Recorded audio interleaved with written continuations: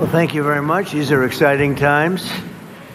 I think you probably want to speak about war rather than this, but this is very important. This is very important, and we're doing very well on the war front, to put it mildly, I would say. Somebody said, on a scale of 10, where would you rate it? I said about a 15. And we're going to continue to do well. We have the greatest military in the world by far. And that was a tremendous threat to us for many years. 47 years they've been killing our people and killing people from all over the world. And I think we have great support. And I think if we didn't do it first, they would have done it to Israel and give us a shot if that was possible. And if we didn't terminate the worst deal, one of the worst deals ever made, the Obama nuclear deal, I call it the Obama nuclear deal, where he gave everything to Iran, including a nuclear weapon. It was a road to a nuclear weapon. Bad things would have happened 4 years ago, because they would have had a weapon 4 years ago if I didn't terminate that deal. So we're in a very strong position now, and their leadership is just rapidly going. Everybody that seems to want to be a leader, they end up dead. And it's an amazing thing that's taking place before your eyes, because for 47 years we were pushed around, and we shouldn't have been. And I think I can say, and you see it as well as I do, you see the tremendous progress that's being made. Their missiles are being wiped out rapidly. Their launchers are being wiped out. They're attacking their neighbors. They're attacking their, in some cases, allies, or not so long ago allies. And, you know, it's really a nation that was out of control, and they would have used it on us if we let them, if we waited any longer. A big factor was Soleimani, the killing of Soleimani in my first term. And maybe the biggest factor was the rebuilding of the military in my first term. And then the B-2s hit the, and I use the word obliterate because it really was a complete obliteration of their nuclear potential. And that set them back very, very seriously. If we didn't hit within 2 weeks, they would have had a nuclear weapon. If we didn't do the B-2 attack a number of months ago, they would have a nuclear weapon. And when crazy people have nuclear weapons, bad things happen. So we're in very good shape now. I want to let you know that, and we will continue forward. But it's a great display of military strength, and I'm very proud to have, with some of the people in the room, both senators and congressmen, we rebuilt, and women, we rebuilt our military during the first term, and we're using it a little bit more than I thought we would have to. Venezuela worked out really great. We have a wonderful relationship with the president and the various representatives, and we're taking out hundreds of millions of barrels of oil, and that goes to our benefit and to Venezuela's benefit. They'll be doing better than they've ever done before, and we will get a big piece of that, and we'll also make life wonderful for the people of Venezuela who have been very, very badly hit. So that's a lot said in a short period of time, but you can witness it for yourself. And now we'll get on to something that I'm very proud of, because it was sort of my idea, like very much so. Build your own power plant. And everybody thought I was kidding. They said, really, you can do that? How would you do that? I said, we'll get you fast permits, and you'll build your own plants, but we're going to discuss it in great detail with the biggest people in the industry and some of our great leaders and senators. And congratulations on the Medal of Honor for your 100-year soldier. You know, 100 years old, 101 to be exact. And Daryl's been fighting that he get the Congressional Medal of Honor for many years, Daryl, right? Mr. President, I give you all the credit for overcoming the lawyers in the Department of the Navy in a way that I thought was amazing. Yeah.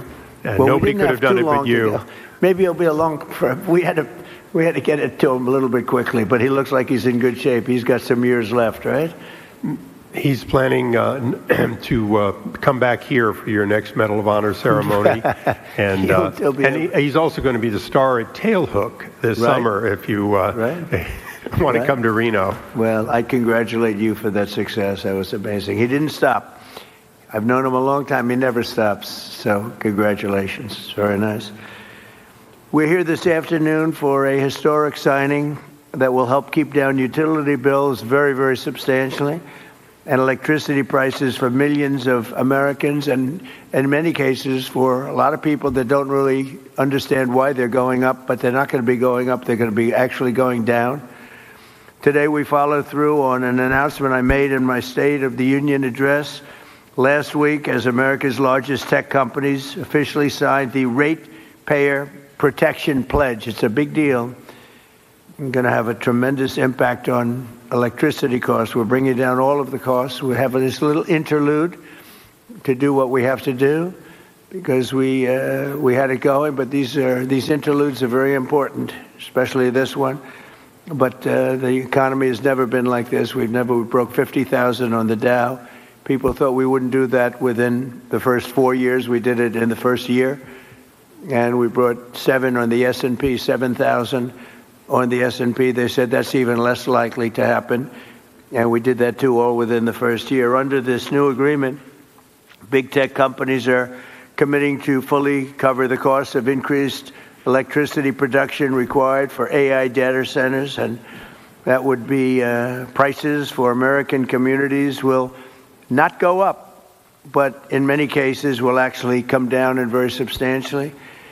Because, you know, the data centers, and you people are so big, you're the biggest in the world, but they've developed a little bit of a bad public, they need some PR help. Because people think that if a data center goes in, their electricity prices are going to go up, and that's not happening. It's not going to happen. And for the areas where it did happen, it won't happen anymore because they never had this alternative. It's actually going to mean the prices come down. You're going to see how badly they want. Some centers were rejected by communities for that, and now I think it's going to be just the opposite. This means that the tech companies and the data centers will be able to get the electricity they need, all without driving up electricity costs for consumers. This is a historic win for countless American families and will also make our electricity grid stronger and more resilient than ever before. So that's part of it. It's going to be strengthened up, and they're going to be getting a lot of excess electricity from the data centers where they build their own plants. They're going to be creating their own electricity. We're pleased to be joined today by Speaker Mike Johnson, who's got a difficult job, but he does it as easy as anybody I've ever seen do that job. It's never easy when you have a majority of 2, or sometimes less. I was going to say, sometimes less, but he's amazing. And Energy Secretary Chris Wright, who's worked so hard, and Senators Katie Britt, Bernie Moreno, John Husted. Thank you, everybody. Really great. Thanks, Katie. Representative Darrell Issa and Derek Van Orden. Thank you both. And Derek, thank you. Nice to see you. OSTP Director Michael Kratsios, AI and crypto czar David Sachs, as well as the commissioners of the Federal Energy Regulation and Regulatory Commission, and an audience. In the audience, you have Laura Sweat, David Rosner, Lindsay C., and Judy Chang, all very well-known people, especially in this group of geniuses. We have a lot of geniuses here, and a lot of geniuses that are also very strong people representing labor. We love labor. We love these guys. I also want to recognize the industry leaders here to sign the pledge, and this is a pledge that's going to be a very important pledge to the country and to their companies also. They benefit also very substantially, including President of Google, Ruth Porat. That's a good company. That's big stuff. Google, that's, it used to be U.S. Steel and things like that. Now it's Google and other places. President of Meta, Dina Powell, who was with me. Dina Powell was with me for a long time, and I called up Mark and I said, congratulations, that was a good hire, right? That was a good hire. She's fantastic, and her husband is fantastic. He's a great senator, and he ran in a place called Pennsylvania, and he ran against somebody that was very tough to win. It was very, very tough to win, and he won pretty easily, actually. People were shocked. I wasn't. You and I weren't surprised, were we? But he's a spectacular man. President of Microsoft, Brad Smith. Thank you, Brad. It's good to see you. Microsoft is unbelievable. COO of Open AI, Brad Lightcap. Brad, where are you, Brad? Brad, you're so young. Look at how young. I think you have to be young in that world, perhaps. Thank you, Brad. CEO of Amazon Web Services, Matt Garman. Matt, thank you, Matt. Very well. Say hello to my friend, right? Doing a good job. CEO of Oracle, Clay Mooskwerk. Mooskwerk. Is that fairly good? I don't know. I'm not sure. I usually don't. I just go right over it and I say Mooskwerk. But how are you? Thank you very much. Appreciate it. I give you a hard job. It's a hard name. You did good. You did well for the difficulty of that name. That's right. I think so. Thank you very much. And Gwen Shortwell, of XAI, another real leader. Thank you very much. Thank you. Thank you very much. Appreciate it. And say hello, right, to a special person. The last administration, their allies in Congress gave us the worst inflation in, I say, the history of our country, but they say 48 years. So I'll take either one. It doesn't matter. The press gets very upset when I say in the history of our country. They get very angry about it, actually. They say it was only 48 years. I say, in some ways 48 years sounds worse because it's very specific. But it sounds a little worse. But either way, take either one. And the ruinous energy policies were a big reason why many working families' utility bills increased more than 30% during the Biden administration, the worst administration in the history of our country. That's why on day one I declared a national energy emergency. We had no choice but to do that, and signed an executive order to dramatically accelerate construction of new energy infrastructure, which we are doing at record numbers. And we're rapidly bringing down those costs, very rapidly. We inherited a mess. I say it all the time. We inherited a total mess.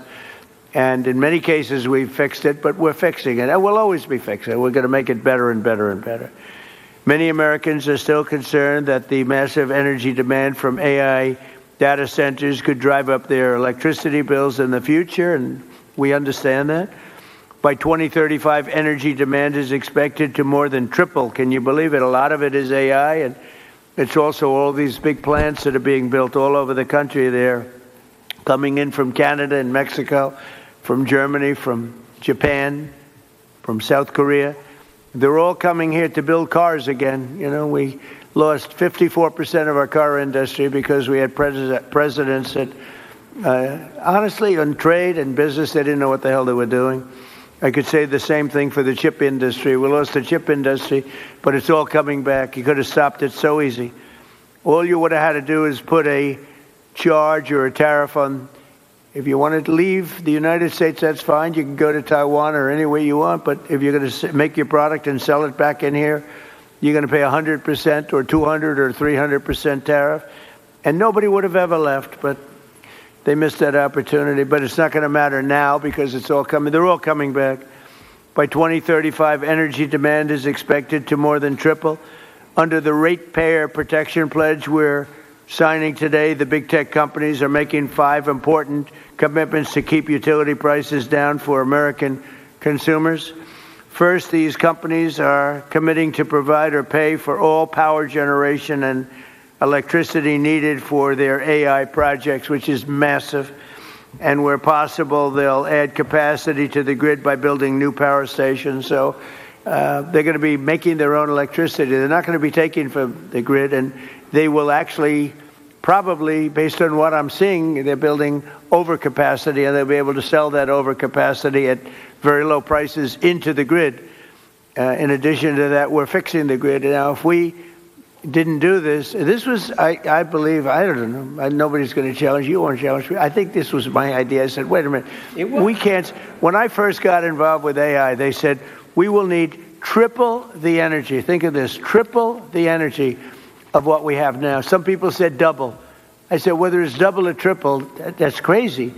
And that was just for AI. It is incredible And when you see the buildings we're talking about, you start to understand it. But unless you saw it, buildings that go for miles, buildings that are so big, buildings that cost $60 billion. I said, you mean $60 million? When I first got involved, they said, we're building a $60 billion building. I said, you mean 60 million? 60 million is a big building. It's not that big, but it's pretty big nowadays. They said, no, sir, we're going to spend 60 billion, but now it's like 100 billion and 150 billion.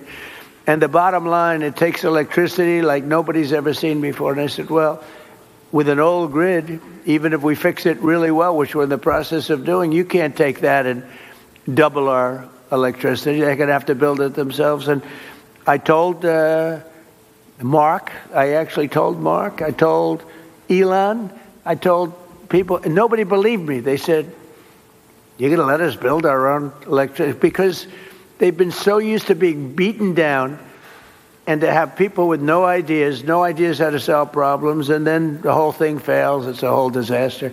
They said, no, I'm serious. And in one case, they submitted plans, and they didn't do what I told them. And when I called them, I said, why don't you have your plant here? We thought you were kidding. Are you serious? You really? They couldn't believe it. In a good way. They said, it's too good to be true. And I said, no, it's not. And here's the other thing. You'll have your approvals within 2, 3, or 4 weeks. It used to take 20 years to get it prior to rejection. So in other words, you go 20 years prior to rejection. They'd vote. I've known many plants where I knew people, they started off young. They were young trying to get approvals for a stupid plant, one plant. Their whole life was devoted to getting this plant. And around 22 years, in one case, 22 years later, he got rejected. I said, that's not good. He wasted, let's say, half of his working life on getting an approval, and he didn't get. Now we get it in 2 weeks, 3 weeks, maybe 4 weeks. When I came in originally in my first term, we had 2 big LNG plants in Louisiana. They were in the 14th year of getting approvals, and they had just been rejected. And I got involved. They were tremendous plants. They're up now. They're working beautifully. They built the 3rd one. They're magnificent. I mean, if you like pipes, this is a plant. The whole thing is, you look inside, all it is pipes. I've never seen anything quite like it. It's like lying 2 or 3 Empire State Buildings on their side and doing nothing but putting pipes into it. So I didn't know exactly what it represented. All I knew is this is what they needed. So I got involved. The first one I got done in 1 day. The second one, I was a little bit slower that week, and it took me 1 week. So I got the first one done in 1 day, got fully approved. And when they called up the head, and I didn't want anything. I don't want anything for myself. I want it for the country. When they called up the head of a company like a Microsoft or like any one of the people in this room, but they called up the heads, they said, no, we got rejected. No, you just got approved. It was 1 day and 1 week, and they were built, and they're in your state, by the way, right? Yes. And they are big. Yes, they are. And they're doing great. Lots right? of pipes. And there are lots of pipes, right? That's all I noticed. I said, I've never said anything like that. Anyway, so for these companies committing to provide or pay for all power generation electricity needed for their AI projects, where possible, they will add capacity to the grid. They're going to be adding a lot of capacity, and I think it's going to be really, and I've seen some power plants. I'm actually more interested in the power plant than I am in information. I said, where do you make the money for this? They said, information. I said, okay, that's good. That's got to be a lot of information, though, right? And it's turning out to be true. David, it better be true, because you got a big bet. This country has a big bet on it. But it's incredible what they're doing and what they're coming up with. Second, they'll cover the costs of upgrading existing power delivery infrastructure and their energy demand as it requires further investment. So they'll be upgrading existing power delivery infrastructure. They will, third, negotiate separate rate structures with utilities to cleanly assign them to the costs of new capacity investments and commit to paying even if they do not end up using all of that electricity. They're going to make a commitment.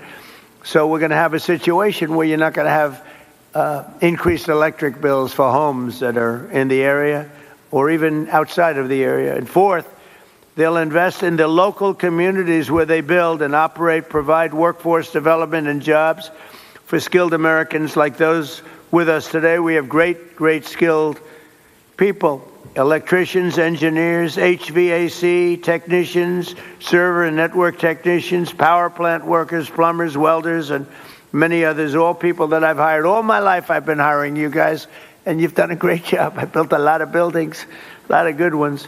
And finally, they will use their infrastructure to contribute backup power to local grids during times of need. So they're going to have a lot of backup power. We're going to have a lot of excess. Basically, we're building massive amounts of electricity, and you're not paying for it at all.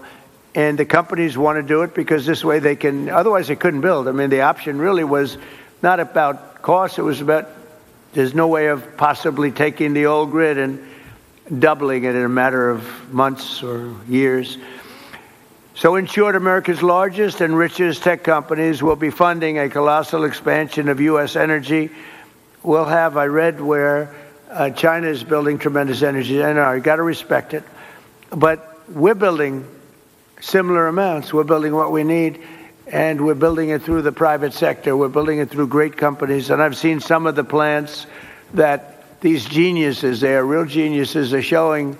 And I say, wow, that's really great. You're really doing things in terms of technology with electricity that, frankly, the standard, wonderful power companies probably aren't going to be getting there. Maybe as you build them, they'll be start. But some of the plants that I've seen, Dina, are absolutely unbelievable. So they're going to be producing massive amounts of electricity and energy. The grid, so the American consumers aren't going to have to even think about it. And your electric costs are going to be going down. Now, unfortunately, it'll take a little time to get there. So they'll say, well, you know, I don't know who's going to follow me, but whoever is going to follow me is going to have some big advantage. You know, it happened with Biden where we got a lot of approvals for things, but they take statutorily a year or 2 years. And I got one on medicine that was good, not as good as favored nations, which we just got. That's 80 and 90% drops, okay? Nobody's going to believe it. But I got one on various medicines, and it was good, but it doesn't kick in for 2 years. I said, I hope I win this election because I'm going to get so much credit. And the election was rigged and stolen. And he stood up there one day getting credit. He didn't even know what the hell he was talking about. He got the credit. He was talking about how he did this, and he had no idea what he was talking about, but we were the ones that got it. And I hate that. So this is going to happen again because somebody's going to be getting a lot of credit into the future. But this is really the pretty current future. This is going to go very quickly. This is going to happen almost immediately. The United States is leading the world in AI by a lot. We're leading China. We're leading everybody by a lot. Without this, you wouldn't even, I don't think you could build, Brad, you couldn't build a plant. Right? Without this, I don't think you could, you'd have to rely on the grid, and you wouldn't be able to do that. So the United States is leading by a lot. We're leading everybody. And it's not only, other countries are very much into it. They all want it. But we're going to be dominant in this field, which is very important. In crypto, we want to be dominant. We want to be dominant in everything we do. And this agreement will ensure that America can maintain the most advanced AI infrastructure on the planet without American families being forced to pick up the tab.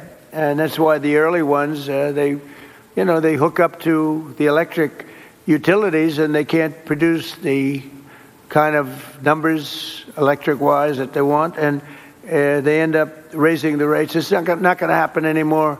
And now it's going to go the opposite way. They'll make a lot of money. And electric rates, we actually think they're not going to stay. I think they're going to actually, Chris, they're going to actually come down.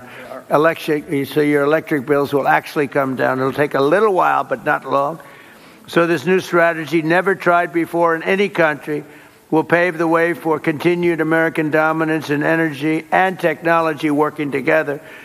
So you're going to have great energy sources because you're going to build them yourself. And if they're not good, you'll make them a little bit bigger and better, right? But again, a lot of people, it took me 6 months to convince people that I was serious about this. And we have a very big key to what we're doing is Lee Zeldin. He's in charge of the environmental department and energy. And the job he's done is incredible, getting you fast approvals. So some of the plants are starting and they're coming in. I say, Lee, 2 weeks for natural gas. Don't worry about wind. Forget it. It's worthless. You don't get approvals for wind. We don't do wind in this because it's a loser. Except for China, they make all the windmills. You know, China makes all the windmills. The only problem is they don't have wind farms. You ever think somebody's going to have to look at that? How many wind farms have you seen lately in China? They make the windmills. They sell them to the suckers over in Europe. Europe is buying them by the thousands. And I told them for 3 years, this is not going to work out well. And now they're saying I was right. But I say, natural gas, clean, beautiful coal. You know, we don't ever say in the Trump administration you're not allowed to use the word coal unless you precede it by saying clean, beautiful. And Chris made a beautiful speech about 3 weeks ago, and he took me very, very seriously. And every time it was about coal, and every time he mentioned coal, it'd say, clean, beautiful coal, clean, beautiful coal, clean, beautiful. I said, Chris, easy. It sort of stepped in the speech a little bit. It was a little much, but we got the point across. That coal is clean and beautiful. Well, look, it's so many of the nations that are working are using coal, and you can do things with coal today that are incredible in terms of the environment and in terms of cleanliness. But I said 2 weeks for oil and gas, coal, and for nuclear power plant, maybe take 2 or 3 weeks. You can add on an extra week. But Lee Zeldin has done an amazing job in getting you all of the permits that you need, because normally that would take many, many years. And they're already building the plants. They're being built all over the country, and they are incredible. So with that, I'll introduce Chris Wright, we were lucky to get him. Doug Burgum convinced me he was the best guy. I wanted Doug Burgum for his position, and because I'm very impressed with Doug. He's doing a fantastic job. He said, there's somebody that's better than me on energy. I said, a guy named Chris Wright. He's the biggest in the industry. He's the smartest. He's the best. I say, really? He's better than you? And Doug has a very big ego, so for him to say that was not easy. But I met Chris, and it was sort of love at first sight. He has done some job, and so has Doug. We gave him interior where they have all the oil, and we gave him energy where they take it, right? So we sort of did a friendly merger without going through Congress, because if we went through Congress, it would never get done unless the Speaker wanted to get it done, in which case it would be all right. So, Chris, you could say a few words first. You bet. First of all, thank you all for being here today. The reason we're here and the things that are going to happen are because of the people in this room. I want to thank you, Mr. President, for your leadership. Very early on, first week, I'm in my new job. I haven't had a boss in 40 years, and I'm in the Oval Office adjusting to this. And the president says to me two things very clearly. He says, number one, we have to lead in AI. We have to lead. This is a transformative technology. America must lead in AI. And the old energy policies that were going on would not lead in AI. We need to lead in AI. Number two, the government's a bureaucracy. It's always in the way of things. It's been in the way of AI. We've got to run the government like a business. The businesses who want to invest are our partners, and get them here right away, and we've got to work with those partners. And boy, we have 7 incredible leaders in the room today. We're going to win in AI, and we're going to stop the rise in electricity prices because of the 7 leaders that are sitting around this table. The president said you're going to work with them like business leaders. Ultimately, this is not a negotiation where one side wins and one side loses. We have the same interests. The interest of the businesses is to be embraced by the communities so they can build and develop data centers in their communities.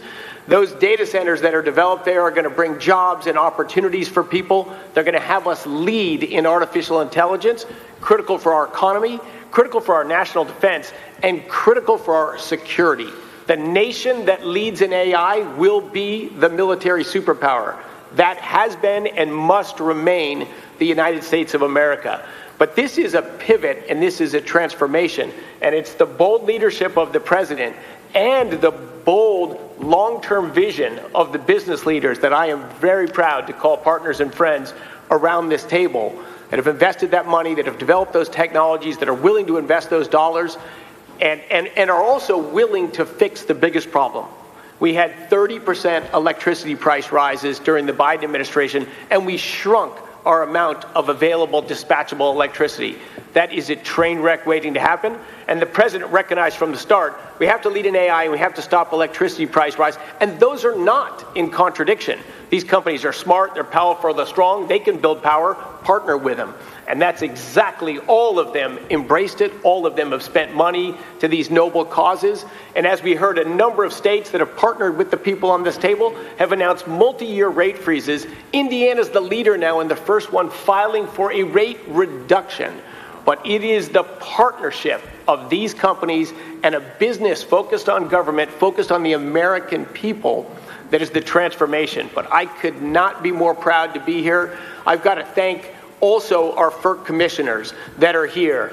FERC is a noble regulatory agency that just got bureaucratic and lived in a different time and a different age. We need to make things happen fast. Could they stand up? Yes, can all the FERC commissioners stand up? Because, you know, they're the most powerful people in the country. And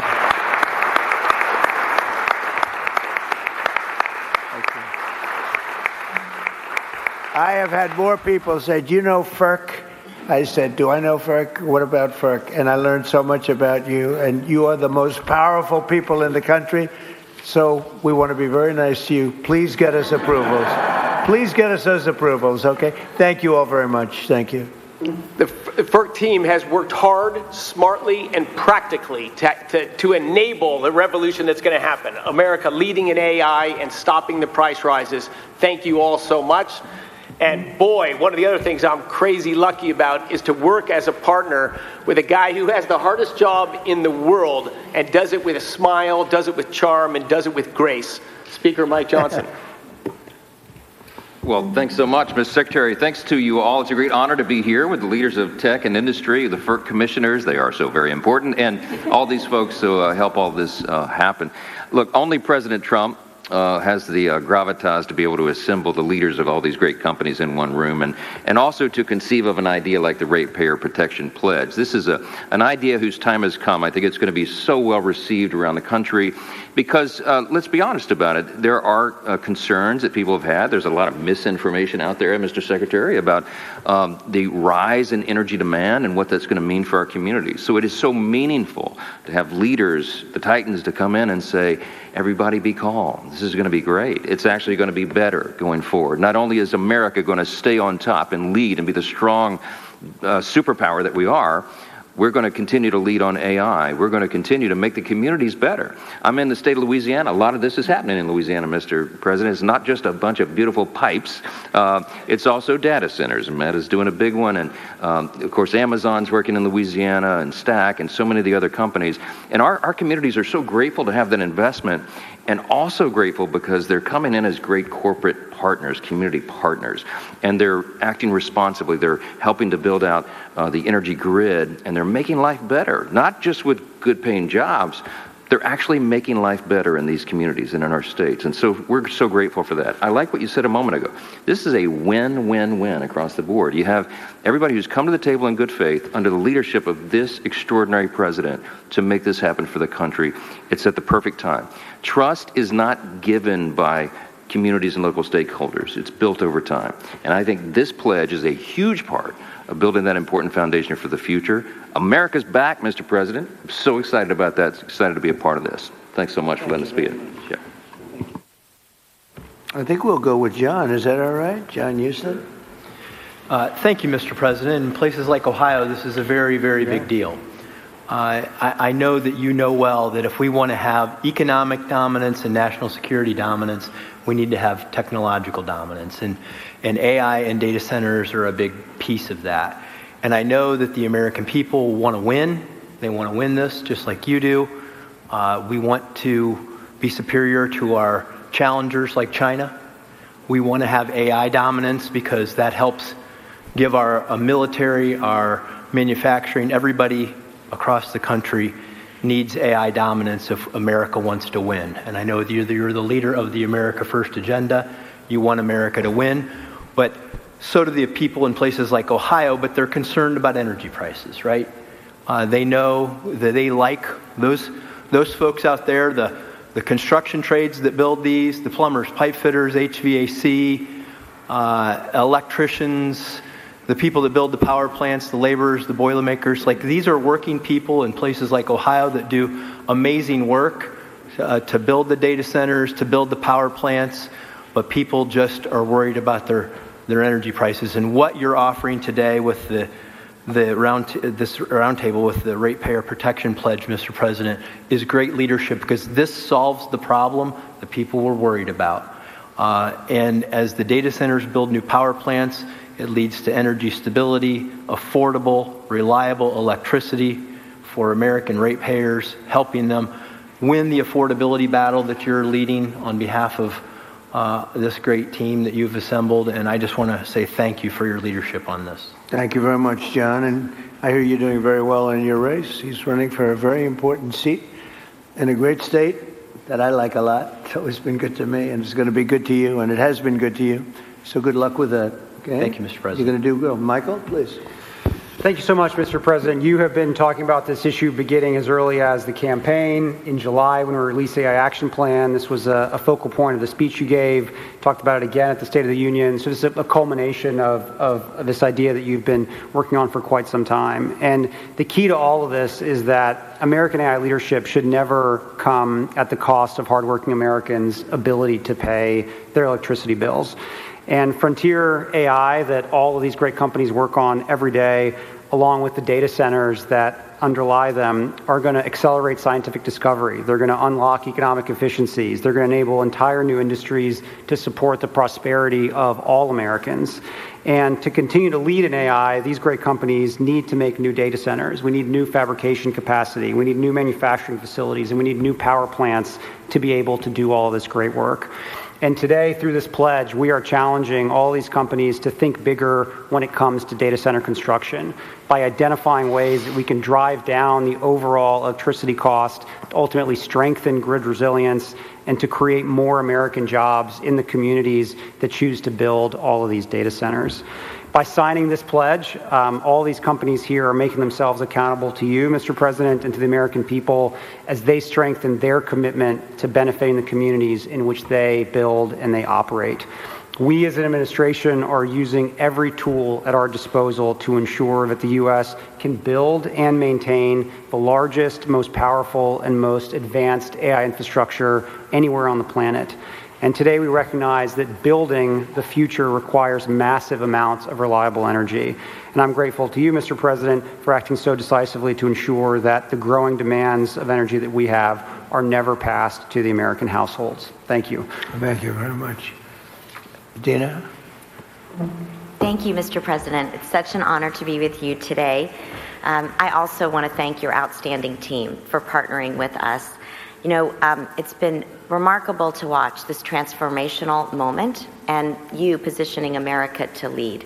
Our country has had very big transformational movements before, whether it was coming together, World War II, or the Industrial Revolution. But this is different. The next 3 years, in many ways, sir, are the whole game.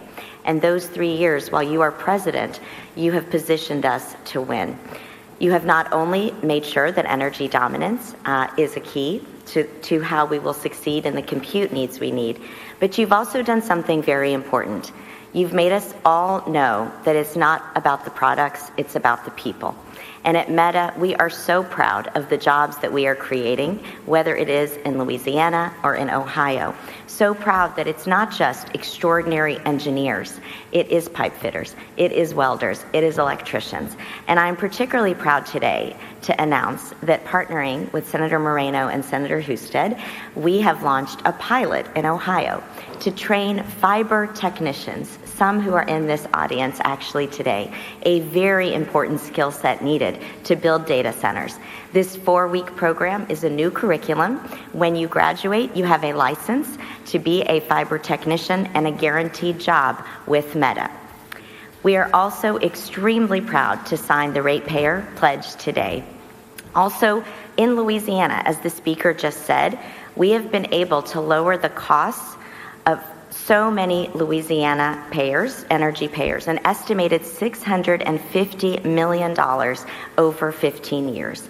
So we are proud to say today that we want to fully cover the cost of the energy that we use in our data centers, create jobs and opportunity.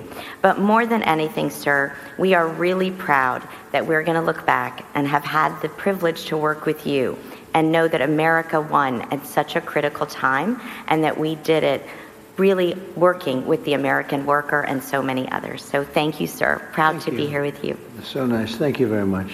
I also want to say, sir, I forgot to say it, it was 10 years ago, way before we were talking about AI, that you said there is honor and dignity in plumbers and in workforce skills training, and you asked Ivanka, as you know, to chair that. 10 years later, we could not have imagined how much we needed all of those jobs and those programs, and you marshaled the entire government to do it. That is having an impact in cities across the country. So thank you very much. Thank you very much. Thank you, sir. Dan. Ruth, please. Thank you, Mr. President. Google is grateful for all that you and your administration are doing to secure America's continued leadership in AI. And to your point, it must be powered by abundant and affordable energy if it is to benefit all Americans. I'm pleased to be here to underscore Google's support for the Ratepayer Protection Pledge. We're committed to assist in all of your work to support American households, American businesses in this exceptional era of innovation. So 4 brief points how we will deliver on this for Americans. First, adding to energy capacity. Consistent with your call to build, bring, or buy energy, we will meaningfully invest across America to bring new energy online, as you have stressed so frequently, to deliver the self-sufficiency that is core to this pledge. In Texas alone, we've contracted to add more than 7,800 megawatts of net new energy generation and capacity to the grid as we grow our data center footprint.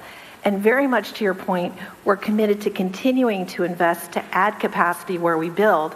And to that end, we will very shortly close on an acquisition of Intersect Power, which is going to enable us to build data centers right next to those new additional power generation capabilities where possible. Second, to protect American ratepayers, we're committed not only to pay for 100% of the energy we use, but very importantly, the infrastructure to support that growth, whether or not we end up using that energy.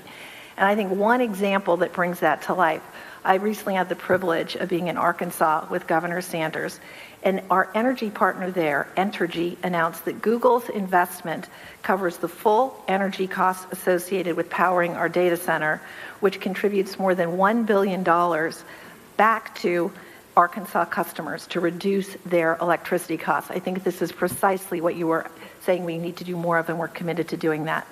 Third, I get very excited about the topic of workforce development, very much to your point, and the important topic of job creation. Every one job that we create in a Google data center gives rise to an additional 9 jobs in the communities in which we are building that data center.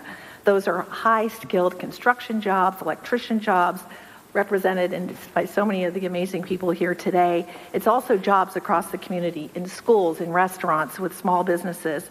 And we announced, in fact, last week that we're providing free AI professional training for all small businesses across America. And given the clear need for electrical workers in America, we're particularly proud of the work we've led to create an electrician training program. And we're committed to train 100,000 electrical workers and 30,000 new apprentices across the country. On top of that, we're excited about significantly growing these programs. We've heard the pledge. Finally, Mr. President, as you said, the American grid needs to be more resilient, and so we're investing here as well. 2 quick things. We pioneered demand response with data centers, so we, with technology, will move workloads out of the way during extreme weather events to make room for the community. And second, we're applying AI itself to the grid to increase capacity in the grid. So again, I want to thank you. I want to thank you all for convening us. The benefits from AI, responsibly delivered, are immense for America's businesses, for America's communities, and for its citizens. Thank you again for your leadership on this very important point. Thank you very much. Doing a great job. Thank you, sir. Gwen? Mr. President, I want to thank you for your Thank you. Go ahead. I want to thank you for your leadership. Because of your work on this issue, I'm confident that we will win the race with in AI with China and succeed in delivering inexpensive, abundant electricity for the American people. As you know, XAI builds huge supercomputers and data centers, and we build them fast. Currently, we're building one on the Tennessee-Mississippi state line. As part of today's commitment, we will take extensive additional steps to continue to reduce costs of electricity for our neighbors. Mr. President, we want to be on your team to deliver a big win for the American people. XAI will therefore commit to develop 1.2 gigawatts of power as our supercomputer's primary power source, and that will be for every additional data center as well. We'll expand what is already the largest global megapack power installation in the world. The installation will provide enough backup power to power the city of Memphis, and more than sufficient energy to power the town of South Haven, Mississippi, where the data center resides. We will build new substations and invest in electrical infrastructure to provide stability to the area's grid. We will build state-of-the-art, we haven't talked about that yet, but this is actually quite important. We will build state-of-the-art water recycling plants that will protect approximately 4.7 billion gallons of water in the Memphis aquifer each year. And we will employ thousands of American workers from around the city of Memphis on both sides of the Tennessee-Mississippi border. We will also commit to deploying our AI technology to make people's lives better, creating a period of abundance where electricity becomes cheaper and people have access to the best goods and services humankind has ever seen. Finally, Mr. President, we commit to take these efforts into orbit. We are currently designing orbital data centers powered by the nuclear reactor in the sky. Launching supercomputers into space will mean even more energy on Earth, as all the power plants that we're building now and power sources we've built will be available to the communities instead of the data centers. I've been in the space industry for nearly 40 years, sir, and I have never seen things move more quickly than under your administration, so thank you for that. Mr. President, you've been strong and clear about building AI that benefits Americans and benefits American values, including demanding that AI is consistent with American values. In July 2025, you signed an executive order directing agency heads to support only those AI models that prioritize truth-seeking and are ideologically neutral. We fully support that order, and we're fully on board with the ratepayer protection pledge, and I'm really excited to be here. Thank you so much for your commitment. Thank you very much. Thank you.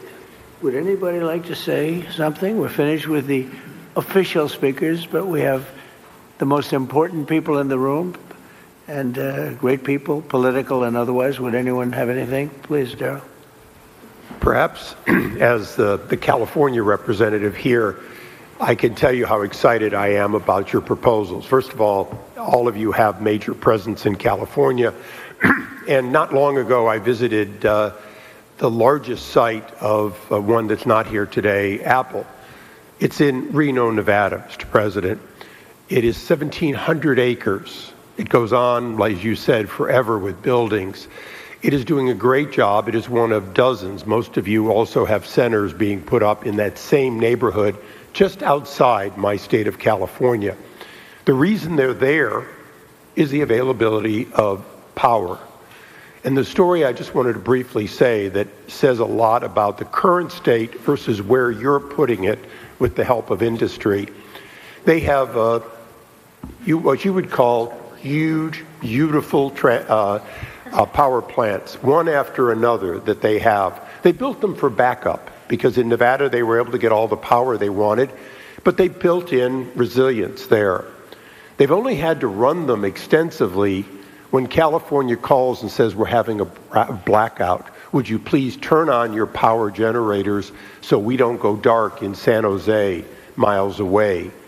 That said so much to me about the responsibility of these companies already in the past building backup power, but also the need to have the resilience that these plants will create as a result of your work. And they won't be diesel plants, they'll be clean burning plants, they won't be temporary or backup, they'll be positive. Lastly, my state has invested in solar, so much so that we have it to burn during the day. Literally, we burn it. We don't know what to do with it. the ability of these power plants to take solar when it's in excess and then provide that resilience 24/7, all as a result of your leadership. And so, as someone who is from a state that may build less of them, but needs them more than any other state, I want to thank you for what you're doing, because these companies now can be empowered to do a lot more than what they did so far on the edge of California to help California be part of winning the AI race. Thank you very much. We'll go very quickly. David, please. Thank you, sir. As I think all of you know here, we have an AI boom going on. We also have a construction boom going on. Just the leading companies in the U.S. are investing $650 billion this year building out this infrastructure. That's a 2% tailwind to GDP, and that is leading to job increases for construction workers and huge wage increases for construction workers like the fellows we got right up here. So this is a very important boom to sustain, and thanks to your leadership, Mr. President, we're doing that, and we're protecting residential ratepayers, making sure that their electricity prices will not go up. That's the combination we need. And I just want to contrast it, if I may, with the approach of Democrats like Bernie Sanders. Their approach is just to ban. They just want to ban the data centers. So they want to stop the economic growth. They want to stop the wage increases for blue collars. They want to stop the construction. They want to just stop progress.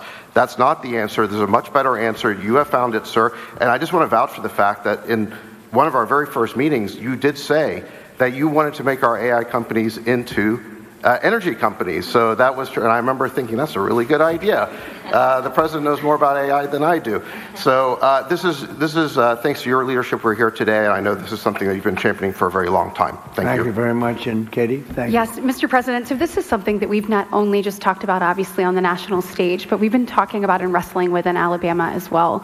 Look, we understand the need to win the AI race, and you have made sure that America is put first in every category. And that means that we dominate there, and we do it in a way, though, that helps everyday Americans.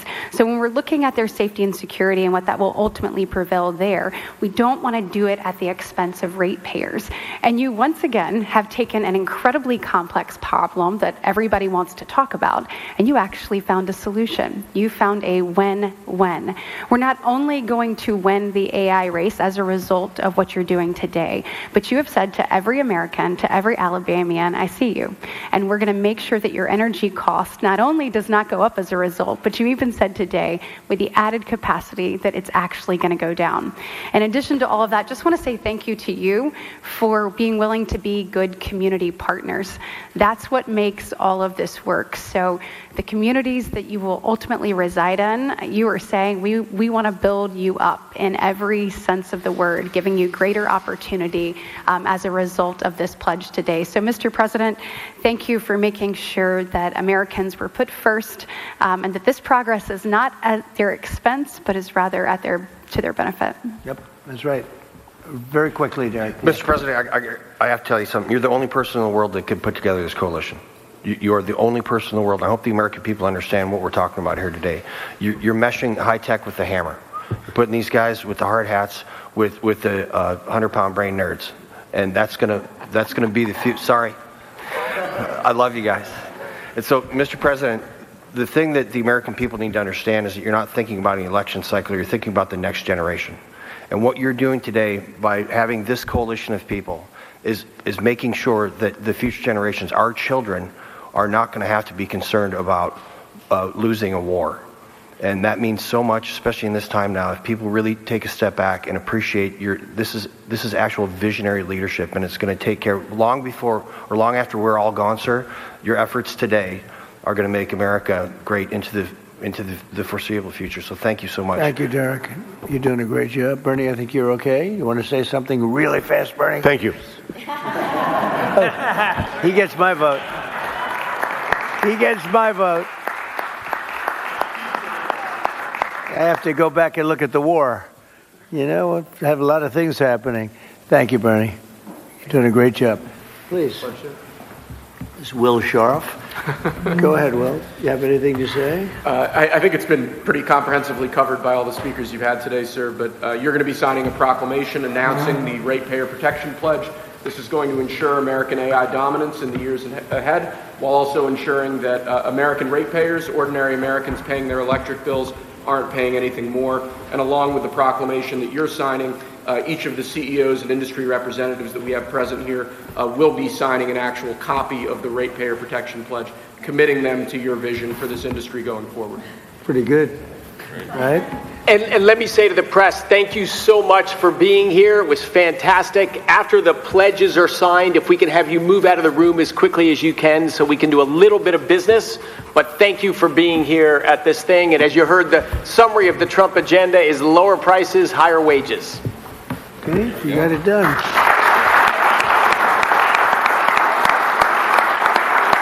That's a good one. It's a good one, Engelberg.